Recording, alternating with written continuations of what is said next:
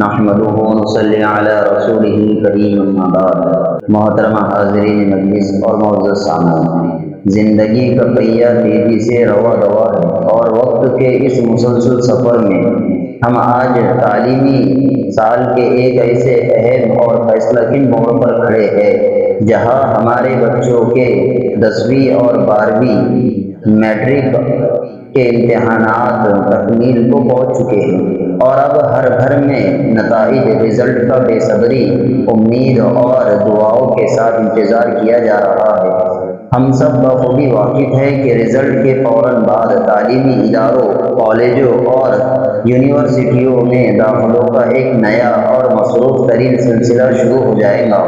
یاد رکھیے، یہ محض ایک کلاس سے دوسری کلاس میں جانے کا وقت نہیں ہے، بلکہ یہ وہ نازک اور حساس ترین مرحلہ ہے جو ہمارے بچوں کے مستقبل کی سمت متعین کرتا ہے۔ آج کے اس دورائے پر کیے گئے فیصلے یہ طے کریں گے کہ ہماری آنے والی نسل کل معاشرے میں کیا مقام حاصل کرے گی۔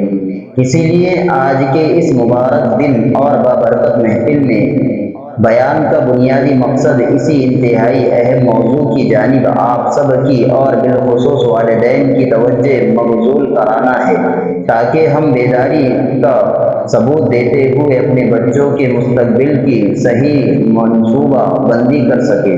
اور عزیز بھائیوں، اس بات پر غور کیجیے کہ اسلام وہ عظیم اور آفاقی مذہب ہے جس کی سب سے پہلی وحی اور شروعات ہی لفظ اقرا یعنی پڑھ سے ہوئی۔ اللہ رب العزت نے احکام شریعت، نماز، روزے یا زکوٰۃ کا حکم دینے سے پہلے اپنے محبوب پیغمبر صلی اللہ علیہ وسلم اور ان کے واسطے سے پوری امت کو علم حاصل کرنے کا حکم دیا۔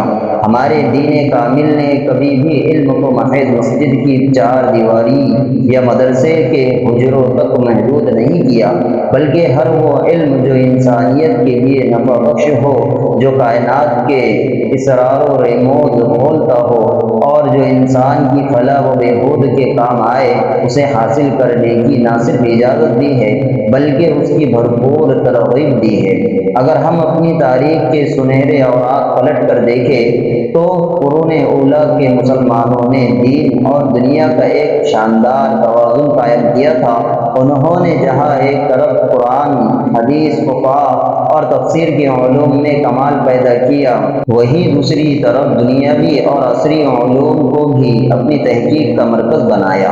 میڈیسن، سائنس، ریاضی، میتھمیٹکس، کیمیا، کیمسٹری اور فلکیات کے میدانوں میں صدیوں تک پوری دنیا کی امامت کی۔ جب یورپ جہالت کے اندھیروں میں ڈوبا ہوا تھا، تب مسلمان سائنسدان ایجادات اور دریافتوں کے ذریعے دنیا کو روشنی دکھا رہے تھے۔ آج وقت کا سب سے بڑا تقاضا یہ ہے کہ ہم احساس کمتری سے باہر نکلیں اور اپنی اسی کھوئی ہوئی عظیم میراث کو دوبارہ حاصل کریں۔ ہمیں یہ سمجھنا ہوگا کہ جدید عصری تعلیم حاصل کرنا دین سے دوری نہیں، بلکہ دنیاوی علوم میں اعلیٰ مہارت حاصل کر کے انسانیت کی خدمت کرنا، اپنے معاشرے کو نفع پہنچانا اور اپنی قوم کا وقار بلند کرنا بھی دینی تعلیمات کا حصہ ہے۔ میرے محترم بزرگ اور دوستو، آج ہم ہندوستان کے جس مخصوص سیاسی، معروضی اور سماجی ماحول میں زندگی کے شب و روز گزار رہے ہیں، اسی میں ہمیں انتہائی سنجیدگی سے اپنے حالات کا جائزہ لینے کی ضرورت ہے۔ اس سخت مقابلے کے دور میں مسلمانوں کی بقا، ان کی معاشی و سماجی ترقی اور ان کے ملی وقار کے تحفظ کا ایک مؤثر راستہ اعلیٰ عصری تعلیم ہے۔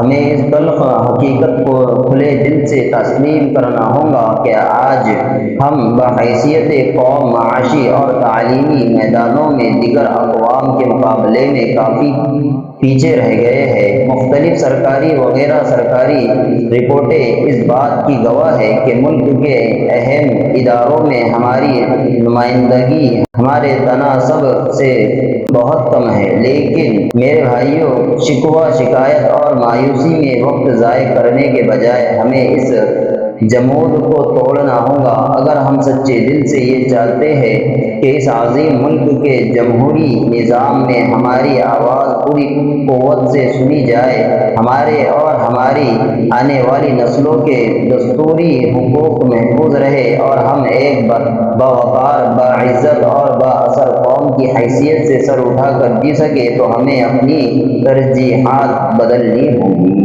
اللہ تعالی ہم تمام کو عمل کرنے کی توفیق عطا فرمائے۔